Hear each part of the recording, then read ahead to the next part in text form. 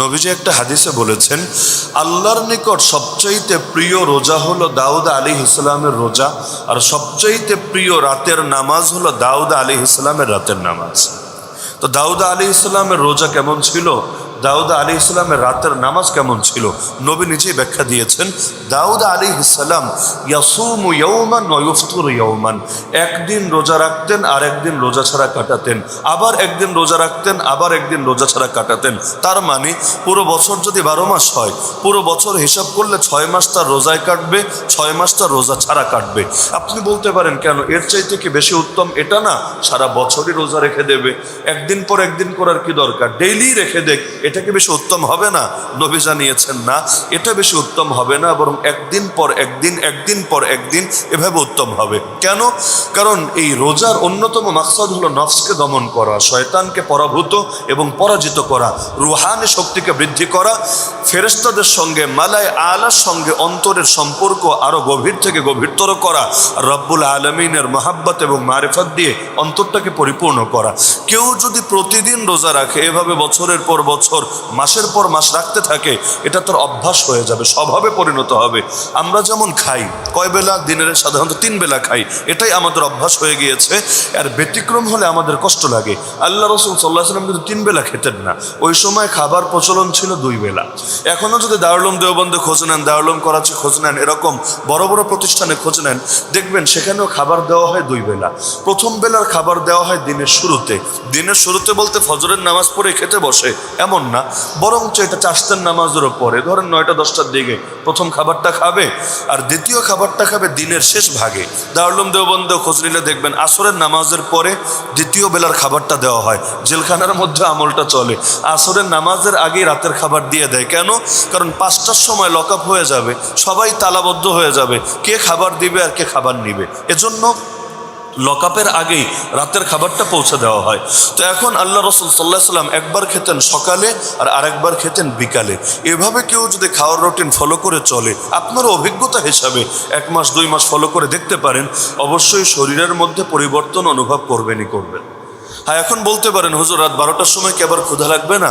এত রাত জাগলে ক্ষুধা লাগতেই পারে, এটা স্বাভাবিক ব্যাপার।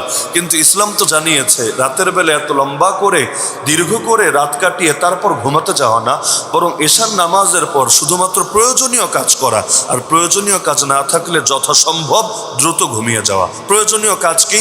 যেমন আল্লাহ রাসূল সাল্লাল্লাহু আলাইহি ওয়াসাল্লাম শাসক ছিলেন, রাষ্ট্রের অনেক গুরুত্বপূর্ণ ব্যাপারেও দেখা যেত এশার নামাজের পরে কখনো আবু বকর রাদিয়াল্লাহু আনহুর সাথে, কখনো ওমরের সাথে, কখনো অন্য কোনো সাহাবীর সাথে গুরুত্বপূর্ণ আলাপ করতেন, অথবা ঘরোয়া বিভিন্ন আলাপ আলোচনাও থাকে তার স্ত্রীদের সঙ্গে, যারা মুমিনদের মা, এশার নামাজের পরে কিছু আলাপ আলোচনা করতেন। তাহলে এই জাতীয় মৌলিক কাজ যদি কেউ করে, গুরুত্বপূর্ণ কাজ করে, এতে তো দোষের কিছু নাই। যেমন অনেকে আছে এশার নামাজের পরে তালিম করে, অনেক মাদ্রাসায় আছে দাওরায়ে হাদিস, এশার নামাজের পরে হাদিসের ক্লাস হতে থাকে। তো এরকম দিনের কাজে যদি ব্যয় হয়, আলহামদুলিল্লাহ, এতে দোষের কিছু নাই। কিন্তু শুধুই টেলিভিশন দেখা, শুধুই গল্প করা, শুধুই এমনি এমনি সময় নষ্ট করা, অথবা শুধুই ফেসবুকে স্ক্রল করে, ইউটিউব ক্রস করে করে রাতটা কাটিয়ে দেওয়া, এটা কিছুতেই মুমিনের শান হওয়া উচিত না। না হলে রাতের বেলা জাগবে তো দূরের কথা, ফজরের নামাজের সময় হয়তো জাগতে পারবে না। তো যেটা বলছিলাম যে দাউদ আলাইহিস সালামের রোজার পদ্ধতি ছিল এটা, একদিন রোজা রাখতেন, একদিন রোজা ছাড়া কাটাতেন। এতে সুবিধা কি? সুবিধা হলো রোজাটা অভ্যাসে পরিণত হবে না, বরং প্রতিবার রোজা রাখতে কষ্ট হবে। যদি তিনি নিয়মিত প্রতিটা দিনেই রোজা রাখেন, তাহলে তার খাবারের রুটিনই এমন হবে, প্রথম ব্রেকফাস্ট হবে তার সাহরির সময়, আর দুপুরের লাঞ্চটা একটু পিছিয়ে হবে ইফতারের সময়। তো এতে শরীর এভাবেই ম্যাচ খেয়ে যাবে, এটা আর মোটেও জটিল বিষয় মনে হবে না। রোজা রাখার কারণে অন্তরের উপর কোনো চাপ, কোনো প্রেশারও পড়বে না। কিন্তু একদিন যখন রোজা রাখবেন, আরেকদিন রোজা ছাড়া কাটাবেন, আবার রোজা রাখবেন, তখন কিন্তু খাবার এক রুটিনে চলবে না, বরঞ্চ আগের দিন এক রুটিন, তো পরের দিন আরেক রুটিন, আবার একদিন এক রুটিন, তো পরের দিন আরেক রুটিন। এতে রোজার যে কষ্ট, সেই কষ্টটা অনুভব করতে পারবেন এবং অন্তরের উপর অবশ্যই প্রভাব পড়বেই পড়বে। রোজার দিনে দেখবেন যত দিন লম্বা হতে থাকে, মনে করেন সকাল 10টায় অন্তরের যে অনুভূতি, বিকাল 5টার সময় কিন্তু অন্তরের অনুভূতি একরকম থাকে না। যত ইফতারের কাছাকাছি যাবেন আর সাহরি থেকে দূরে যাবেন, দেখবেন আল্লাহর ভয় একটু বেশি আসে, ভেতরে একটু রুহানিয়াত আগের চাইতে বেশি অনুভব করা যায়। তো আমাদের পেটের সাথে কিছু বিষয় সম্পর্ক আছে। পেট যখন বেশি ভরা থাকে আল্লাহকে মনে একটু কম পড়ে, আর যখন পেটের ক্ষুধার সময়টা একটু দীর্ঘ হয় আল্লাহর স্মরণ অন্তরে বেশি আসে। তো এ সমস্ত কারণে আল্লাহর নবী দাউদ আলাইহিস সালামের রোজাকে আল্লাহ সবচাইতে বেশি ভালোবাসতেন। কেন?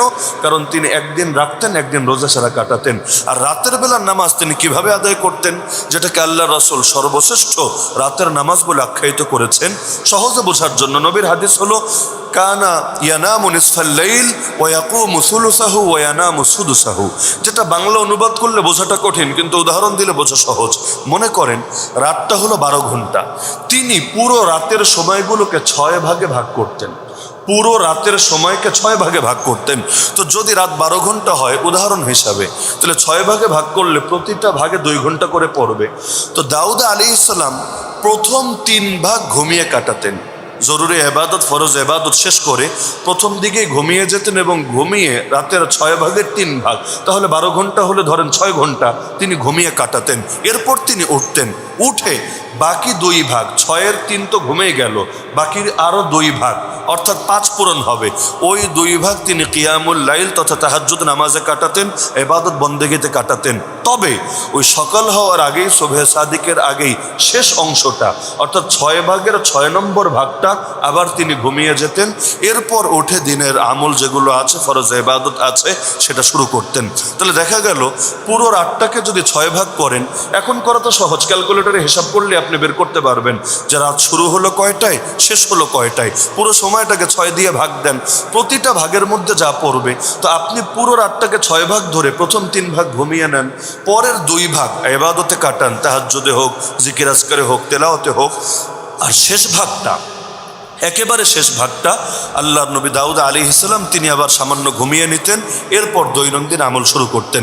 এমনকি আল্লাহ রাসূল সাল্লাল্লাহু আলাইহি সাল্লামও তিনি এই যে 11 রাকাত নামাজ আদায় করতেন রাতের বেলা, আমাদের মতো আমরা যেটা করি, যারা তাহাজ্জুদ গুজারো, নামাজ পড়া শেষে তারা অপেক্ষায় থাকে যে ফজরের নামাজ পড়ে একবারে ঘুমাবো, রমজানই হোক আর অন্য মাসেই হোক, চেষ্টা করে এটা যে তাহাজ্জুদের নামাজটা পড়ার পর আর না ঘুমানো। কেন?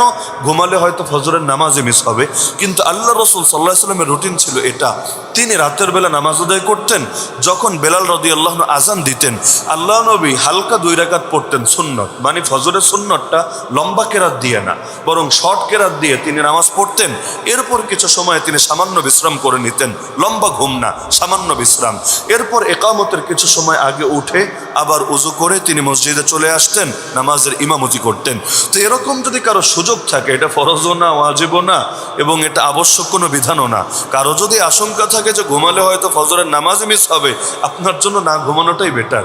তবে যদি এমন সম্ভাবনা থাকে, বিশেষ করে যাদের ঘুম পাতলা, যে না আমি নবীর এই সুন্নতের উপর আমল করতে পারি, তাহলে আল্লাহ নবী সাল্লাল্লাহু আলাইহি ওয়াসাল্লামের এই হাদিসটার আলোকে আমাদের আমল করার সুযোগ আছে। তো রাসূল যখন মসজিদে আসতেন, ফজরের নামাজ পড়তেন, আমরা তো ফজর পড়তে দেরি, ঘরের দিকে ছুটতে দেরি না। ইমাম সাহেব দেখা যায় নামাজ শেষ করে জিকির করতে বসেন, মুসল্লিদের দিকে মুখ ফিরে, অতটুকু ধৈর্য অনেকের হয় না, সঙ্গে সঙ্গে ছুটতে শুরু করে, কত তাড়াতাড়ি বাসায় যাবে আর ঘুমাবে। কিন্তু আল্লাহ রসুল এবং তার সাহাবীদের আমল ছিল ফজরের নামাজ পড়েই তারা বের হতেন না, বরঞ্চ যেখানে নামাজ পড়েছেন সেখানেই বসে থাকতেন।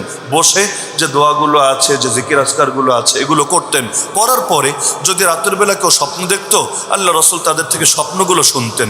আল্লাহ রসুলকে যখন স্বপ্ন বলা হতো, আল্লাহ রসুল সেটা নিজের জ্ঞানের আলোকে সেই স্বপ্নের ব্যাখ্যা করে দিতেন। যদি স্বপ্ন কেউ নাও দেখতো, তারপরে কিছুক্ষণ জিকির আজকার করতেন। কখনো এমন হতো যে সাহাবায়ে কেরাম অতীতের বিভিন্ন ঘটনা স্মরণ করতেন, আর কখনো আল্লাহ রসুলের সামনে আলোচনায় আনতেন, ইয়া রাসূলুল্লাহ, জাহেলি যুগে তো আমরা এমন ছিলাম, এই করতাম, সেই করতাম ইত্যাদি কথাগুলো বলতেন। নবীও শুনতেন, শুনে ওয়ায়াবতাসিমু, মৃদু হাসতেন।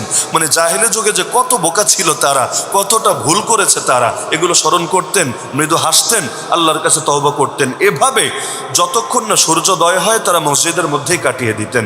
এক এক দিন এক এক রকম আমলের মধ্যে দেখা যায় বেশি সময় যাচ্ছে, কখনো জিকির আজকার করেই পুরো সময়, কখনো তেলাওয়াতেই পুরো সময়, কখনো দেখা যাচ্ছে স্বপ্নের ব্যাখ্যায় কিছু সময়, কখনো দেখা যাচ্ছে কিছু আলাপ আলোচনায় কিছু সময়, কিন্তু মসজিদেই থাকতেন, বাইরে যেতেন না।